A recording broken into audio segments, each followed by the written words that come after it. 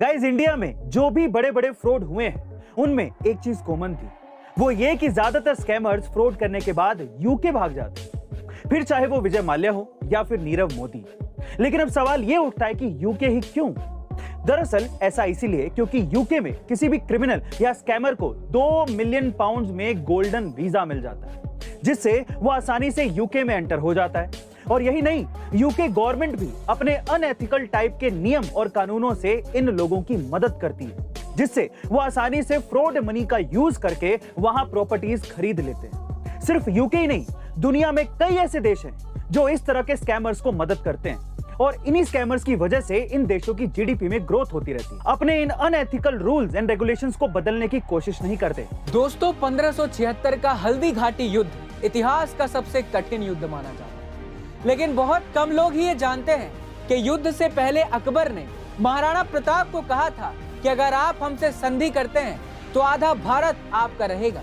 लेकिन महाराणा प्रताप इस प्रस्ताव को ठुकराते हुए कहते हैं, मर जाऊंगा लेकिन मुगलों के आगे सर नहीं झुकाऊंगा। क्योंकि आजीवन महाराणा प्रताप देश के लिए मुगलों से लोहा लिया करते थे और सैकड़ों युद्ध भी लड़े थे, अनेकों बार मुगलों को धूल चटाई थी, इसलिए अकबर की नींद उनका नाम सुनकर ही उड़ जाया करती थी।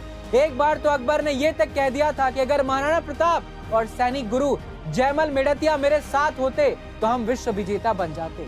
दोस्तों, महाराणा प्रताप ने मरते दम तक देश की रक्षा की है। प्रणाम है उनके इस समर्पण को। आप ये तो जानते ही हैं कि फोग इंडिया का टॉप सेलिंग परफ्यूम है, लेकिन क्या आपने कभी ये सोचा है कि कुछ ही सालों में फोग इतना पॉपुलर कैसे हो गया? दरअसल ये बात है 2011 की, जब विनी कॉस्मेटिक ने फोग को लॉन्च किया था। उससे पहले 2010 तक जितने भी परफ्यूम आ रहे थे वो मेजिस्ट्री और अल्कोहल बेस्ड थे, साथ ही साथ वो लॉन्ग लास्टिंग नहीं थे। बट फोग बिना गैस का परफ्यूम था और कंपनी ने इसे अलग दिखाने के लिए इसी तरह से एडवर्टाइज भी किया था। साथ ही उन्होंने एक बोतल पर 800 स्प्रे की गारंटी दी थी, जो उस समय एक रेवोल्यूशन मार्केटिंग स्टंट था। लेकिन साल 2015 में फोग ने अपना असली दाव खेला, जहां उन्होंने एक एड लॉन्च किया जो कुछ इस तरह से था, जनाब क्या चल रहा है, हिंदुस्तान में तो फोग चल रहा है। ये एड आपने भी सुना होगा। इस एड के बाद ही फोग इंडिया में एक मीम की तरह वायरल हो गया, जिससे फोग का मार्केटिंग शेयर 12% से बढ़ गया और फोग की वैल्यूएशन 8,500 करोड़ रुपए तक पहुंच गई। गाइस ये कहानी है साल 1994 की, जब फिएट कार ने अपनी एक नई कार के लॉन्च के लिए एक मार्केटिंग कैंपेन चलाया, जिसमें वो फीमेल पॉपुलेशन को टारगेट करना चाहता था, और इसीलिए उन्होंने स्पेन की 50,000 से भी ज्यादा महिलाओं को एक सीक्रेट लव लेटर लिख डाला।